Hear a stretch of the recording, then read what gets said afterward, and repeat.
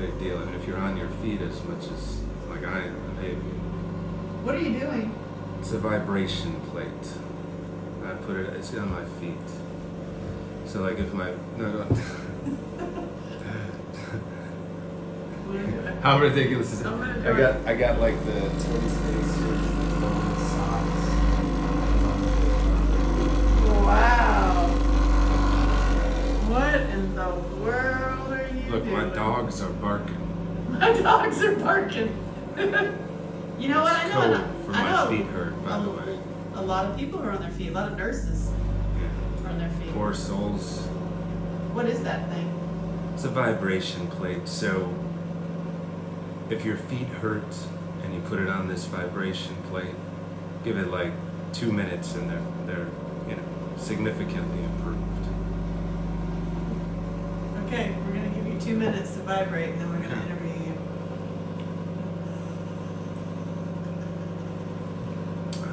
What? It's so funny because it's just so loud. It's like, so what's happening? It's like women who are addicted to those power toys in bed. Oh God. It's a bad thing. Yeah, I mean, like, you want to connect with another human, or do you want to connect with a plastic gizmo? It's like, have you been outside recently? Yeah. I mean, that's a first-person video game out there, only you get to feel the heat from the sun, the wind in your face. I mean, how can any video game compete with doing something video gamey outside, like riding a bicycle or motorcycle or wind sailing? You know, why is everybody inside? Playing video games? And jerking off. Playing video games and jerking off, that's what they're doing. That is my entire audience on OnlyFans. Yeah, I believe it. And a lot of women I talk to, by the way, are totally addicted to those vibrating things in the bed. My ex still hits me up from time to time just to let me know how right I am about everything. And or was about everything, I should say. And she's like, yeah, I was talking to my girlfriends, and like a lot of them are like lately like realizing they're like they're not using it anymore. Good. Yeah. So I guess the word is starting to get out that if you want to connect with another person, maybe don't buzz your bean like with a high-speed buzzer for years or decades on it. Yeah. If you want. I don't do that. It's like training. It's anything. It's true. It's training, but it's training so that you won't connect with another human. And then I stopped the masturbating, hence because of you. Oh yeah. Yeah, it's just something about you. I just stopped. Just kidding. Hey, well, glad to be of I'm service. kidding. Glad to be of service. But it completely changed everything for the better. Well, and I think it's like one of those cold shower things, something like that. It's like if you're doing that all the time to regulate your nervous system, that's the only way that you can relax. I mean, you're dysregulated then unless you're taking a drug of masturbation. Mm-hmm. So you gotta, center, get centered, Meditation for me. I learned like orgasmic meditation too. Mm-mm. It's a whole other discussion. I don't know about that, but I do. good for you. So we need a section just on women. Can you just talk to the women? What about? The war on women and how we can get saner. The war on women, yeah. Well, I think that women right now are poisoned, and I think that it's because it's profitable. If what term should I use for? I mean, the majority of businesses are owned by a few entities, and so if you harm women, which do have a more delicate system than men, there's a huge emphasis on beauty. So if you make a woman sick, I mean, obviously if you're sick, your skin's not going to look good. Well, we've got a whole cosmetic routine for you to follow. If you don't have energy, well, we've got Starbies, yay. Just go to Starbies, so once, there's a vested interest in making everyone sick, but especially women, and then you get the added benefit of destabilizing the household. If you destabilize the household, now the state raises the kids instead of the women. And, who's going to do a better job of the individual child? An institution that's managing millions, hundreds or thousands, some of, depending on, what level you're talking about here, or the women in the family. Well, you break apart the family by poisoning the women, because the women are the glue of the family. It's just very simple. You get the women addicted to ego,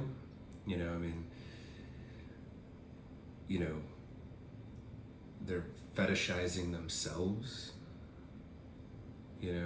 with the different fashion, and then, women love attention, and if you can get tons of attention by doing a Instagram or TikTok, and, that's another drug. So it's, you destabilize half the population, you're going to destabilize the whole population.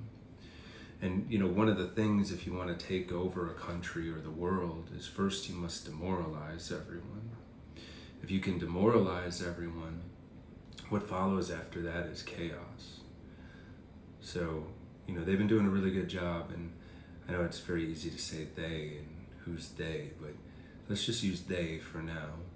They have done a really good job at poisoning women, and poisoning women will demoralize men. And when you demoralize the society, you get more power, and that's what it's all about at the end of it. So, it's really easy. People will say women are crazy right now. And women aren't crazy, they're poisoned. And, it's not normal to have to get facials and do treatments and skin care routines to keep your face clear. If you have to do all of that, you're sick. You need to change what you're putting into your body, what you're putting into your mind, what your eyes are seeing, what you're doing. That's why, because dogs don't have a skincare routine to stay looking vibrant and fluffy.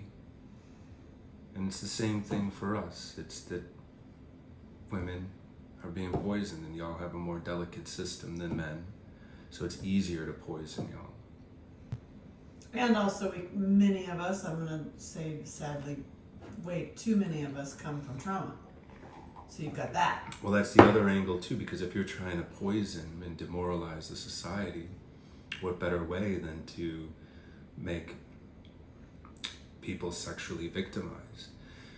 It's like how if you can fragment a person at a young age, where now they're no longer just one person, they're 3 people or 4 people or 5 people. They wear a different face when they go to church, a different face when they go to see their father, a different face when they go to their mother's house, a different face when they hang out with their friends, a different face when they hang out with their boyfriend. Well, now you can't ever be in the present moment, because all you're thinking about is, wait, what do I say in front of these people that I'm in front of today? So now you're living your life under stress, fear, and anxiety the entire time because you've been fragmented. Well, who fragmented you? Well, we'll just use they for now. It's I love the old Japanese proverb of everyone has 3 faces. Wouldn't that be nice if people just had 3? But in simpler times, the Japanese would say everyone has 3 faces. 1 you show your friends, 1 you show your family, and 1 you show no one. And I think that people gain, or I shouldn't say gain, I should say people lose a lot of power by having 3 faces, and they lose even more power if they have 10 faces. There's people that have different friends groups that are different people in each friends group. How do you keep up with all this? Well, you're going to be under anxiety and stress, and you're never speaking your truth. You're never actually in the state of being. You're always in the state of thinking, in the state of analytical. And it's like Eckhart Tolle says, or is it Tolle? I don't know. Wonderful man. If you spend more than 20% in thinking, it can lead to madness. And in today's society, if you're spending 20% in being, you're doing great. Again, this is destabilizing everything. So what do we do about it? There's a lot of, there's no one magic bullet. Wouldn't that be nice? Unless, if you want to get far out, man, and drop some LSD in the water supply, but there's a lot of things I think that can be done. Is one, stop poisoning yourself. You're going to receive poisons from the sky, from the water that you bathe in. They're in there. But you can be conscious about, I'm going to read the labels, and if it doesn't have A, B, or C, D, E, one of 5 things, I'm not going to eat it. Because you don't need to eat or consume hundreds of different things. I mean, that didn't happen when we were evolving. We had our food sources, and that's what we ate. And sure, it would change from winter to summer, but it was just a handful of things that we would eat. There's a bug flying around. Stop poisoning yourself. Stop poisoning yourself with the food. Stop poisoning yourself with the screens. I mean, if we're speaking of women right now, don't look at anything that makes you hate yourself. And every man that I talk to, I'm not going to say every man, I'm going to say 90% of men that I talk to, they don't want a super skinny woman. I think that the thing is they promote the overly thin models because that'll funnel people right into the sick care system. Because if you're not eating enough minerals and enough nutrients, which is very easy to do if you're trying to maintain a skeleton physique, then you're going to get sick. You're going to go right into the sick care system, and then you're going to give all the money that you've made back to the people that own the sick care system. Who owns the sick care system? Same people that own the food system. That was my science fair project. You want to know why the food system is bad? Because they're owned by the people that own the sick care system. So you make the food supply bad. You're making money.